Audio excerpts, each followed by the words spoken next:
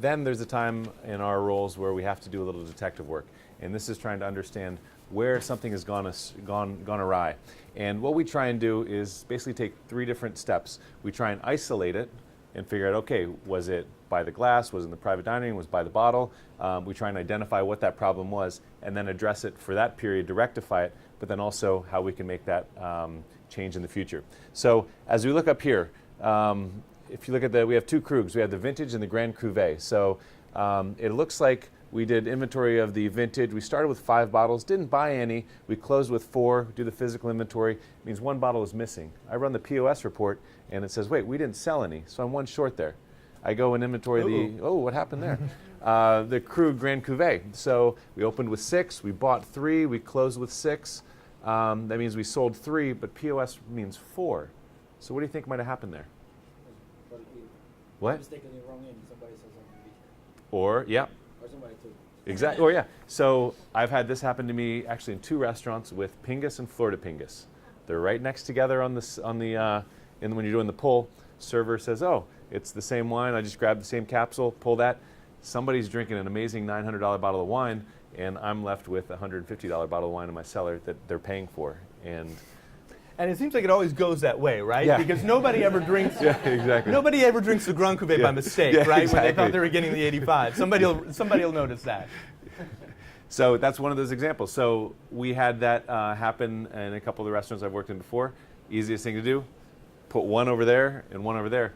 And at GT, they have big signs over that. So when you're looking at the Leoville Las Casas and you say, okay, this is not the 82. They have a big poster over that. Yeah, so this is not the 82. You want the 2010 over the, pointing over there. So just, we take it for granted. We're in the cellar all the time. We know the difference between the labels.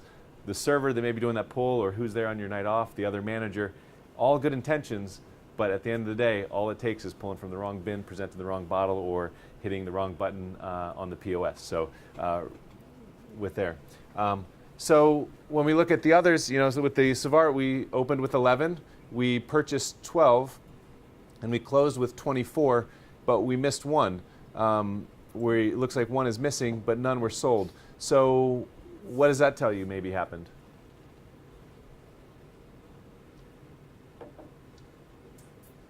You came out heavy 1. Maybe it could have been a wrong opening inventory, perhaps. So if you had that right opening, it would kind of level things out. The opposite on the V-Mart, and then the Churchill, that's opened with 2, didn't buy any, closed with 2, none were sold, none were ringed, everything's normal there. So in an accountant's eyes, whether you're up or down, it's still a variance, right?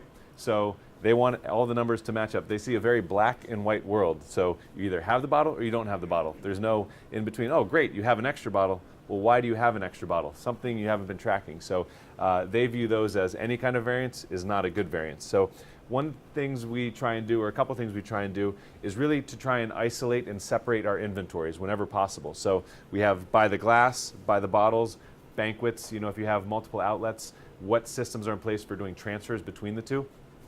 We're setting up Martha Washington Hotel with Marta. So we're going to have Marta, that's separate. We have another bar called Veronica's. That has its own separate inventory. And then we're doing PDR upstairs. That's going to have its own separate inventory.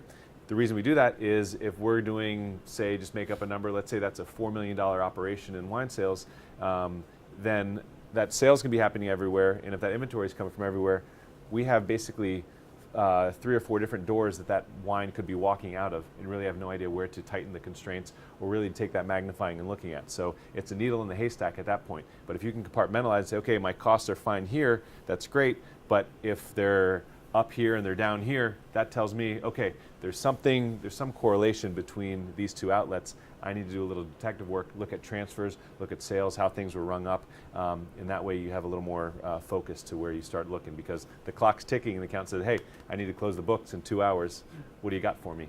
If we just take a look at our theoretical versus actual on 3 different wines that we serve by the glass, right? Champagne, Cabernet, and Sancerre we'll take a look at, right?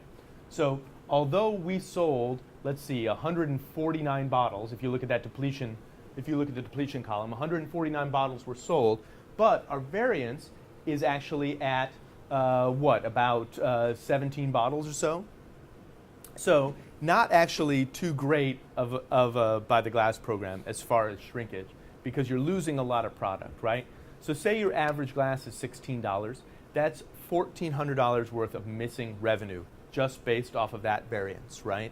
So $1,400 worth of missing revenue is 2.25%, but that's $17,000 a year. That's just off Right. 3 wines, too. Just off 3 wines. So if you offer 30 by the glass, look out. That then all of a sudden that's 170, right? That's the Instead 10-ounce pour. Exactly. So I like to look at this as missing revenue, right? I don't look at it on the cost side of things. I look at it at the missing revenue side of things, because we all know the reason why they pay us is as soon as we buy something, then we're responsible for selling it for more, right? So you can never really look at it at the cost. You have to look at it as the missing revenue. And I tell you what, I'd rather take that $17K and put it towards offering some amazing high-end wine at fantastic prices rather than just letting my buy the glass gobble it up, right? So then you put on your detective hat, right? And you say, I wonder where this 4.5 bottle, 5.5 bottle, 7 3/4 bottles went, right? Is it a 6-ounce pour or 6.5 ounce pour instead of a 6-ounce pour? That can move that needle that much, for sure. Is it, well, we decided to buy him a glass of wine and we didn't necessarily ring it up? That can definitely move that needle. Is it, well, we decided for the champagne, the PDR wanted a toast, right? So we did that, and I just gave it to him and we didn't put it on the balance sheet. I guess it didn't get rung up. Sorry. So it could be all those kinds of reasons. But your by the glass shrinkage, although it's a pain, represents an incredible amount of money in your program, especially if you have a program like the one we saw before where it's 50% of your sales, right? So that portion control is really important. So let's talk about shift drinks here as well. How many people work in a place where you get shift drinks? Okay, fantastic. How many people ring them in? Go into your accountant's office next time we're talking about numbers. So how's your wine cost? Okay. How about a raise this year? So, shift drinks can be important to a culture, right? Probably a lot of the restaurants you work at, the idea of like after you have a Saturday night and everyone just gets their butt kicked, the idea of everyone having a glass of wine, sitting down together, can be an important thing.